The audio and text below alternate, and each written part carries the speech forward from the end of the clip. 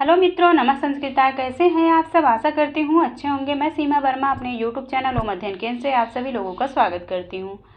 आज की प्रश्नोत्तरी शुरू करने से पहले आप सभी मित्रों से अनुरोध है, जिन्होंने चैनल को सब्सक्राइब नहीं किया प्लीज़ चैनल को लाइक, सब्सक्राइब, शेयर करिएगा। तो बिहार टीजीटी संस्कृत 2023 का अभी जो जल्द में पेपर हुआ है उसका हल प्रश्न पत्र मैं आप लोगों को कराऊंगी।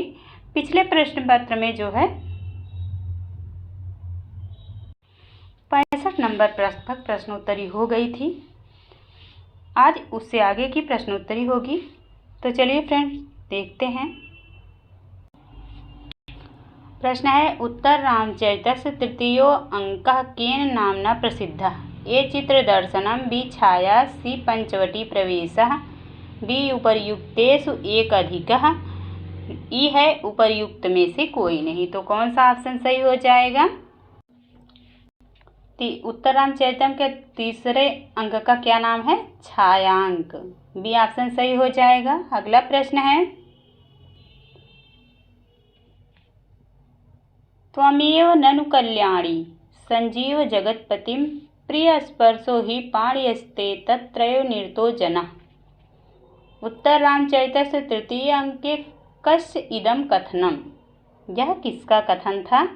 ए सीतायाः, बी तमसायाः, सी मुरलायाः और डी है उपर्युक्तेषु एकम अधिकः, ई है उपर्युक्तेषु किंचिन अपि न अस्ति। तो कौन सा ऑप्शन सही हो जाएगा?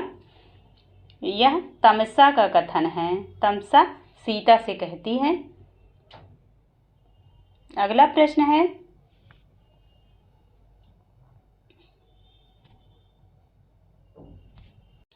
अब प्रश्न 68 से 72 तक गद्यांश दिया गया है। गद्यांश को पढ़कर जो है उत्तर सही करना है। अधोलिखितम गद्यांशम पठित्वा प्रश्नानां विकल्पो उत्तरेभ्यः उचितम तमम उत्तर चित्वा लिखत।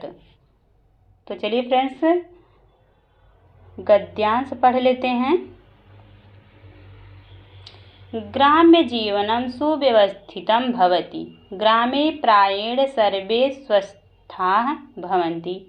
वनेषु नगरेषु च तथा जीवनं न भवति। वस्तुतः ग्रामाः वननगरयोः मध्ये सन्ति। ग्रामीणाः जनाः प्रायेण कृषिवलाः भवन्ति। ते च प्रातःकालात् सायं यावत् क्षेत्रेषु कर्मं कुर्वन्ति। क्षेत्राणि परितः वारिणा पूर्णा कुल्याः भवन्ति। कृषकाः क्षेत्राणि हलेन कर्षन्ति। कुल्या जलेन तानि सिञ्चन्ति। तत्र बीजानि वपन्ति च। तो चलिए फ्रेंड्स प्रश्न को देख लेते हैं। ग्राम्य जीवनम कथम भवति? ए है दुष्करम, बी व्यवसाध्यम, सी सुव्यवस्थितम और डी है उपर्युक्तेषु एकस अधिकम, ई है उपर्युक्तेषु किंचिन अपि न अस्ति। तो कौन सा ऑप्शन सही हो जाएगा? ग्राम्य जीवन कथम भवति। तो यहाँ पर देखिए, ग्राम्य जीवनम सुव्यवस्थितम, ग्राम्य जीवनम सुव्यवस्थितम भवति। तो क्या हो जाएगा उत्तर? सुव्यवस्थितम। सी ऑप्शन सही हो जाएगा, सुव्यवस्थितम। अगला प्रश्न है, ग्रामीणाः जनाः प्रायेण कीदृशाः भवन्ति?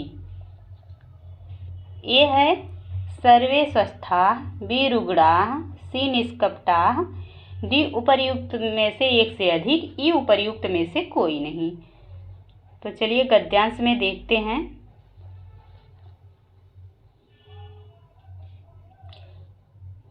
ग्रामे प्रायेण सर्वे स्वस्थाः भवन्ति।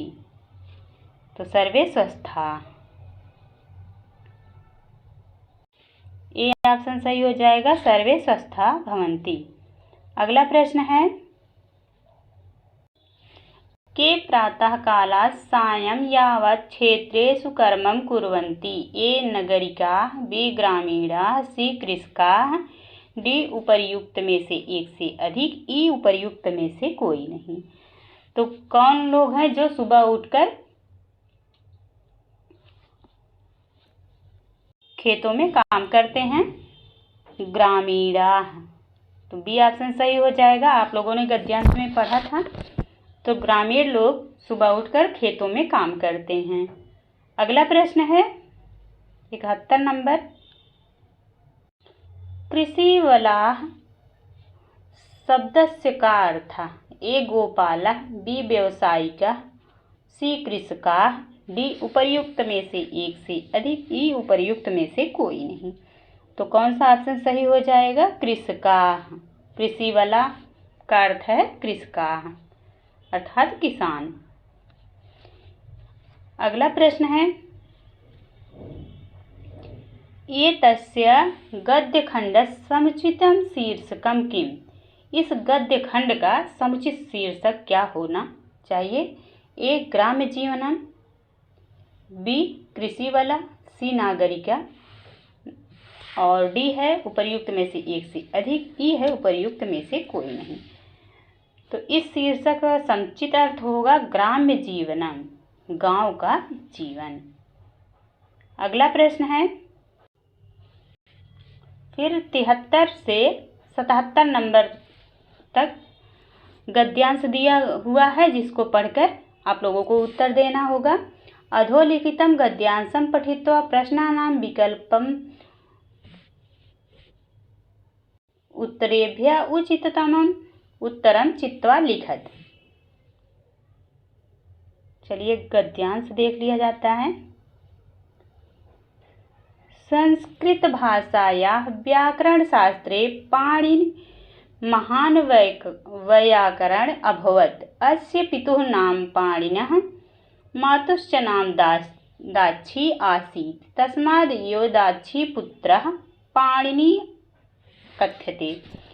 छन्दशास्त्रस्य रचयिता पिङ्गलः पाणिनेः अनुजः आसीत्। अतः छन्दशास्त्रं पिङ्गलशास्त्रम् इति उच्यते। पाणिनि ख्रीष्टाब्दात् 500 वर्ष पूर्वं 500 ईस्वी पूर्व अजायत। तस्य जन्म सालातुर ग्रामे अभवत्। तस्माद् अयं सालातुरीयः अपि उच्यते। सालातुर ग्रामस्य यो नाम सम्प्रति लाहौर इति जातम्। चलिए प्रश्न देखा जाता है। कस्मिन् ग्रामे पाणिनिः अजायत। पाणिनि किस ग्राम में जन्म हुआ था पाणिनि का? ए सालापुर, बी शिवपुर, सी है सालातुरः, डी उपर्युक्त में से एक से अधिक, ई उपर्युक्त में से कोई नहीं। तो पाणिनि का जन्म किस गांव में हुआ था? गांव का नाम सालातुर था। सी ऑप्शन सही हो जाएगा। अगला प्रश्न है पाणिनि मातुः नाम किम्? ए गोड़िका, बी दक्षायणी, सी दाक्षी, डी उपर्युक्त में से एक से अधिक, ई उपर्युक्त में से कोई नहीं। तो पाणिनि की माता का नाम क्या था? दाक्षी। सी ऑप्शन सही हो जाएगा दाक्षी। अगला प्रश्न है पाणिनेः जन्म कदा अभवत्? ए 200 ईसा पूर्व, सी 50 ईसा पूर्व, सी है 300 ईसा पूर्व, डी है इनमें से एक से अधिक और ई है इनमें से कोई नहीं। तो कौन सा ऑप्शन सही हो जाएगा? गद्यांश में दिया गया है 500 ईसा पूर्व। तो ऑप्शन में 500 ईसा पूर्व नहीं है, तो हो जाएगा इसमें से कोई नहीं। 500 ईसा पूर्व नहीं दिया है, तो ई ऑप्शन सही हो जाएगा। ई ऑप्शन सही हो जाएगा। अगला प्रश्न है पाणिनिः कस्य शास्त्रस्य ज्ञाता आसीत्? ए छन्दशास्त्रस्य, बी व्याकरणशास्त्रम, सी पिंगलशास्त्रम और डी है उपर्युक्त में से एक से अधिक, ई है उपर्युक्त में से कोई नहीं। तो पाणिनि किस शास्त्र के ज्ञाता थे? व्याकरण शास्त्र के। बी ऑप्शन सही हो जाएगा। अगला प्रश्न है छन्दशास्त्रस्य रचनाकारः कः आसीत्? ए पाणिनिः, बी पिंगलः, सी कात्यायनः और डी है उपर्युक्त में से एक से अधिक, ई है उपर्युक्त में से कोई नहीं। तो कौन सा ऑप्शन सही हो जाएगा? पिंगला। छंद शास्त्र के रचनाकार पाणिनि के अनुज थे पिंगल। और छंद शास्त्र को और किस नाम से जाना गया है? तो पिंगल शास्त्रम नाम से जाना गया है। अगला प्रश्न है,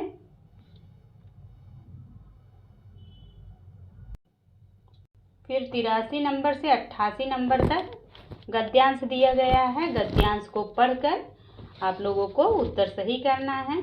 अधोलिखितम गद्यांशम पठित्वा प्रश्नानां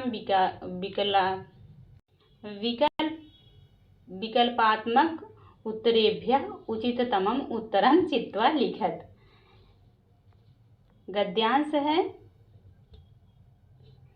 प्रकृति समेषां प्राणिनां संरक्षणाय यतते, इयं सर्वान् पुष्णाति, विविधैः प्रकारैः तर्पयति च सुख साधनैः, पृथिवी जलं तेजो वायु आकाशश्च प्रमुखानि तत्त्वानि तान्येव मिलित्वा पृथक्तया वा अस्माकं पर्यावरणं रचयन्ति, आव्रियते परितः समन्तात् लोको अनेनेति पर्यावरणं यथा जातशिशुः मातृगर्भे सुरक्षित तिष्ठति तथैव मानवः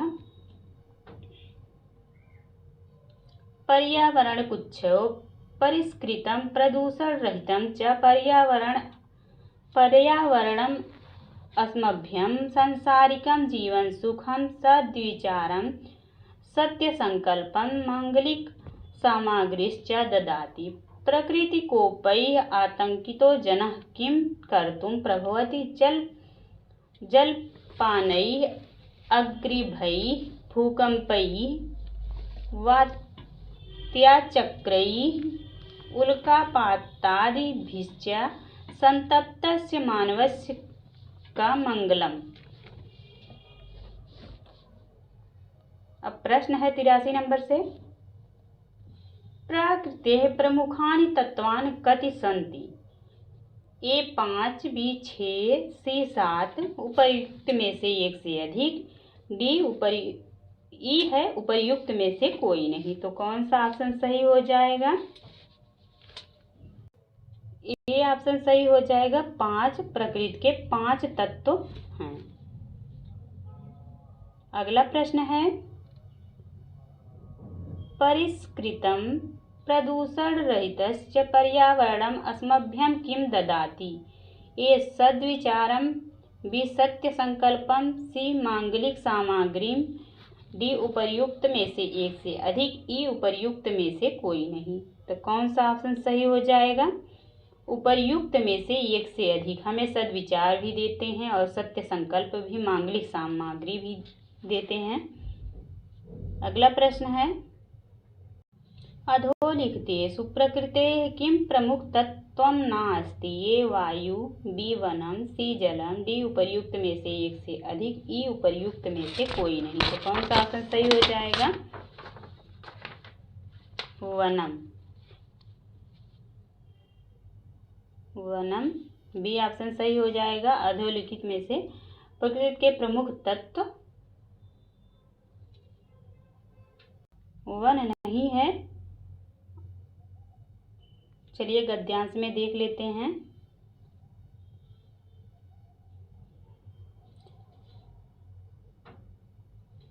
पृथ्वी है, जल है, तेज है, वायु और आकाश, ये पृथ्वी के प्रमुख तत्व हैं। अगला प्रश्न देखते हैं।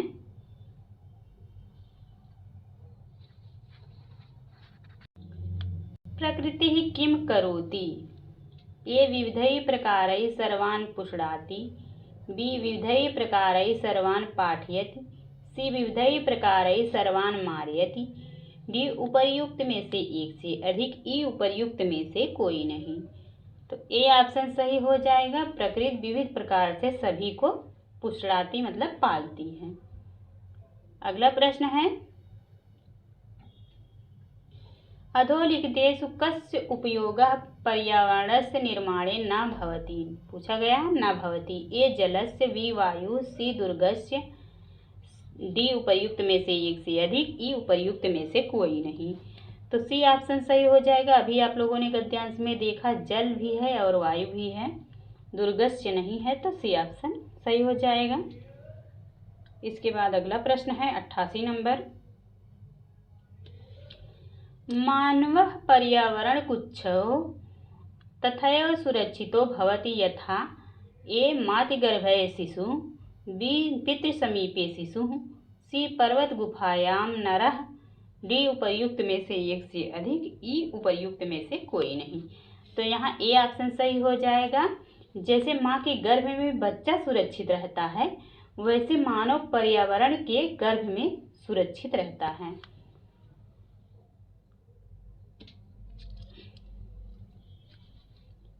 अगला गद्यांश है, पीछे एक गद्यांश छूट गया है। 77 नंबर प्रश्न तक हुआ था, उसके बाद 78 नंबर से 82 नंबर वाला गद्यांश छूट गया है। पहले उसको देख लेते हैं। 78 से 82 नंबर तक प्रश्न है। अधोलिखितं गद्यांशं पठित्वा प्रश्नानां विकल्पात्मक उत्तरेभ्यः उचिततमम् उत्तरं चित्वा लिखत।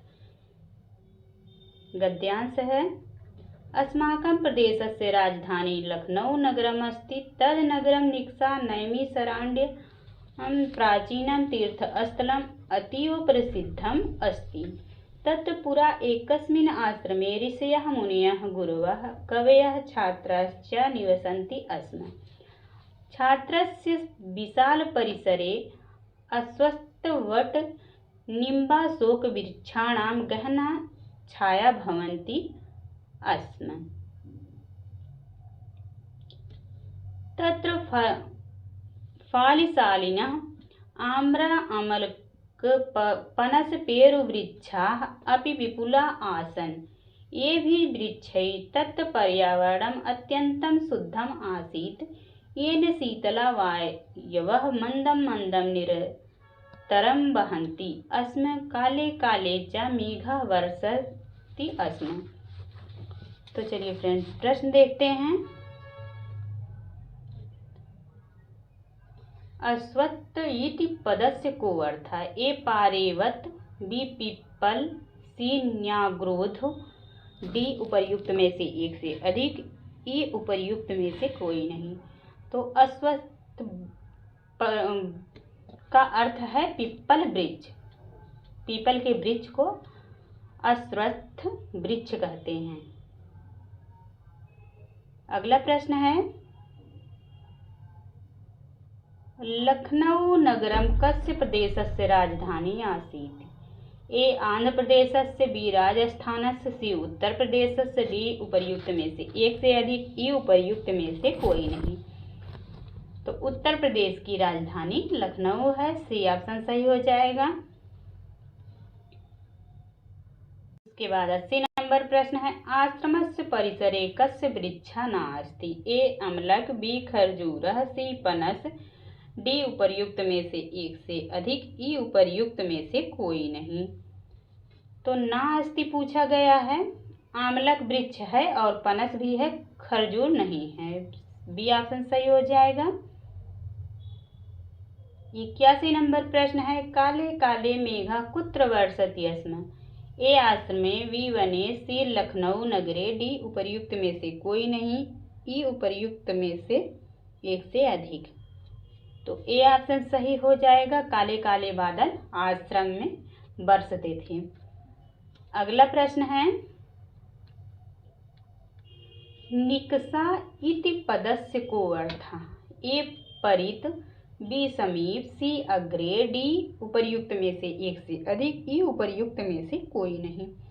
तो निकषा का अर्थ समीप होता है। बी ऑप्शन सही हो जाएगा, समीप। अगला प्रश्न देखते हैं। गद्यांश 82 नंबर तक हो गया। अगला गद्यांश है, ये 83 से 88 तक ये गद्यांश हो चुका है।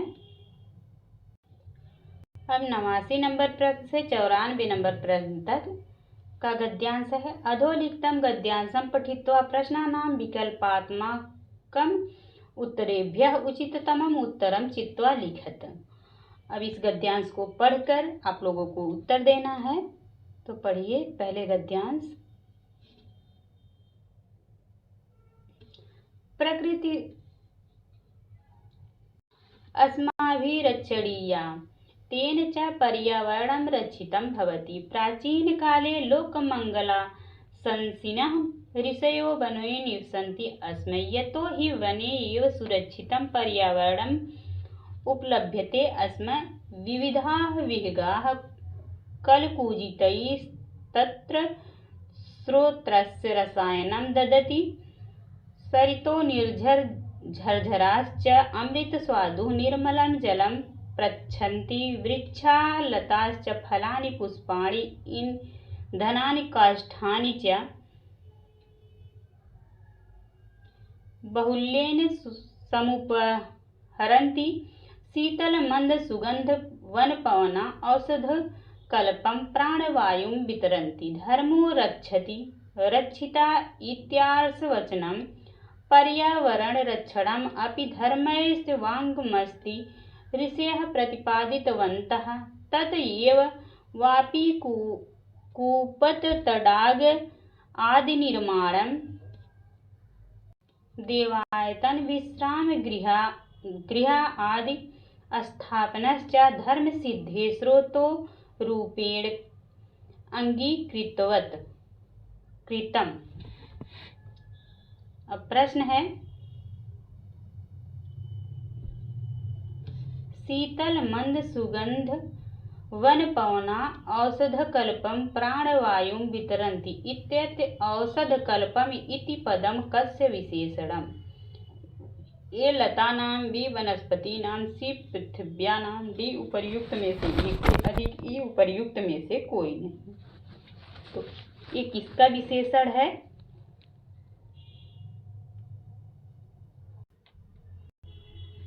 ये ऑप्शन सही हो जाएगा, उपयुक्त में से कोई नहीं, क्योंकि यह वृक्षों का विशेषण है।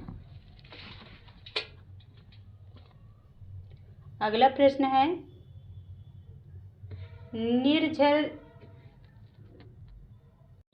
गिरिनिर्झराः इत्यस्य को अर्थः? ए पर्वतानां प्रपाताः, बी पर्वतानां सरिताः, सी पर्वतानां मार्गाः, डी उपर्युक्त में से एक से अधिक, ई उपर्युक्त में से कोई नहीं। तो पर्वतानां प्रपाताः का गिरिनिर्झराः का अर्थ है पर्वतानां प्रपाताः। अगला प्रश्न है, प्राचीन काले ऋषयः कुत्र निवसन्ति स्म? ए गुरुकुलेषु, बी आश्रमेषु, सी वनेषु, डी उपर्युक्त में से कोई नहीं और ई उपर्युक्त में से एक से अधिक। तो प्राचीन काल में ऋषि कहाँ निवास करते थे? तो वनों में निवास करते थे। सी ऑप्शन सही हो जाएगा। अगला प्रश्न है, पर्यावरणं कस्य अंगम अस्ति? ए पुण्यस्य, बी धर्मस्य, सी स्वच्छतायाः, डी उपर्युक्त में से एक से अधिक, ई उपर्युक्त में से कोई नहीं। बी ऑप्शन सही हो जाएगा, पर्यावरण धर्म का अंग है। अगला प्रश्न है,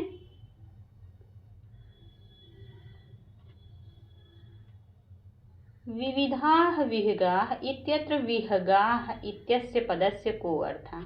ए खेचराः, बी खगाः, सी पक्षिणः, डी उपर्युक्त में से कोई नहीं और ई है उपर्युक्त में से एक से अधिक। तो कौन सा ऑप्शन सही हो जाएगा? उपर्युक्त में से एक से अधिक सही है, क्योंकि विहगाः का अर्थ खेचरा भी होगा, खगाः भी होगा और पक्षी भी होगा। प्रकृतेः रक्षणेन कस्य रक्षा भवति? ए पर्यावरणस्य, बी भूमेः, सी वनानां, डी उपर्युक्त में से एक से अधिक, ई उपर्युक्त में से कोई नहीं। तो प्रकृति की रक्षा करने से किसकी रक्षा होगी? पर्यावरण की। ए ऑप्शन सही हो जाएगा, पर्यावरणस्य। अगला गद्यांश है 95 नंबर प्रश्न से 100 नंबर तक गद्यांश है। अधोलिखितं गद्यांशं पठित्वा प्रश्नानां विकल्पात्मकोत्तरेभ्यः उचिततमम् उत्तरं चित्वा लिखत। गद्यांश है चाणक्यः प्राचीनभारतस्य निर्भीको दूरदर्शी राजनीतिज्ञः शास्त्रज्ञः विद्वान् आसीत्। तस्य पितृप्रदत्तं नाम विष्णुगुप्त आसीत्। अयमेव कौटिल्यः इति प्रसिद्ध आसीत्। केषुचिद् विदुषा इदम् अपि मतम् अस्ति यद् राजनीतिशास्त्रे कुटिलनीतेः प्रतिष्ठा अपनाय तस्याः स्वजीवने उपयोगाय च अयं कौटिल्यः इत्यपि कथ्यते। चाणक्यानां कस्यचित् आचार्यस्य पुत्रत्वात् चाणक्यः इति नाम्ना सः प्रसिद्धो जातः। नन्दानां राज्यकालः 100 वर्षाणि पर्यन्तम् आसीत्। तेषु अन्तिमेषु 12 वर्षेषु एतेन सुमाल्याम् इनाम् अष्टानन्दानां संहारः कारितस्तः च चन्द्रगुप्तमौर्यः नृपत्वेन राजसिंहासनेन स्थापितः।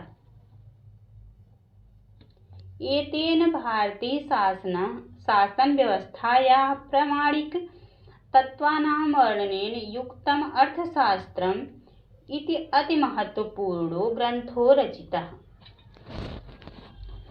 प्रश्न है चाणक्यस्य पुत्रः कः आसीत्? ए कणादः, बी शौनकः, सी कौटिल्यः, डी उपर्युक्त में से कोई नहीं, ई एक से अधिक। तो सी ऑप्शन सही हो जाएगा। अगला प्रश्न है अर्थशास्त्रस्य को लेखकः?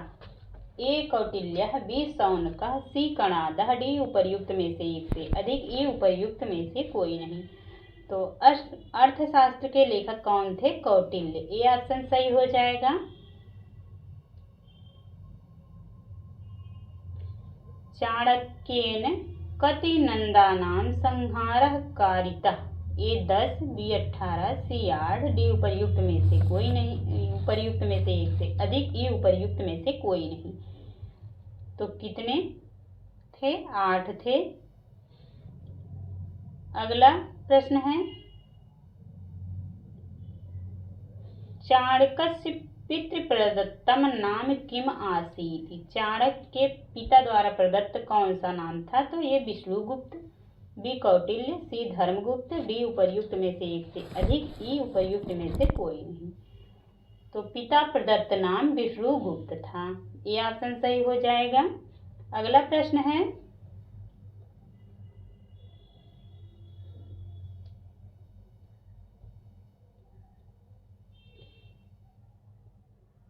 नन्दानां राज्यकालः कति वर्षाणि पर्यन्तम् आसीत्? ए 95, बी 80, सी 100, डी उपर्युक्त में से एक से अधिक, ई उपर्युक्त में से कोई नहीं। तो सी ऑप्शन सही हो जाएगा 100। अगला प्रश्न है 100 नंबर चाणक्येन नन्दानां संहारं कृत्वा को राजा नियुक्तः? ए चंद्रगुप्त मौर्य, बी समुद्रगुप्त मौर्य, सी है सौर्यगुप्त मौर्य, डी है उपर्युक्त में से एक से अधिक, ई उपर्युक्त में से कोई नहीं। तो चाणक्य ने किसे राजा बनाया था? चंद्रगुप्त मौर्य को। ए ऑप्शन सही हो जाएगा। इस प्रश्न पत्र में 6 गद्यांश दिए गए हैं। 6 गद्यांश हैं जिनमें जो है 68 नंबर प्रश्न से 100 नंबर प्रश्न तक गद्यांश दिया गया है। तो आप लोगों को गद्यांश पढ़ना वेरी इंपॉर्टेंट है, जिसमें केवल गद्यांश से 33 प्रश्न पूछे गए हैं। 33 प्रश्न गद्यांश के हैं और 27 प्रश्न साहित्य से पूछे गए हैं। और 20 प्रश्न जो है व्याकरण से पूछे गए हैं। तो व्याकरण वाला अगले प्रश्न पत्र में कराएंगे प्रश्नोत्तरी। तो चलिए फ्रेंड्स, आज यहीं पर समाप्त करते हैं। आप लोगों को प्रश्नोत्तरी अच्छी लगी हो तो प्लीज़ चैनल को लाइक, सब्सक्राइब, शेयर करिएगा। अगले प्रश्न पत्र में व्याकरण हल कराएंगे। धन्यवाद।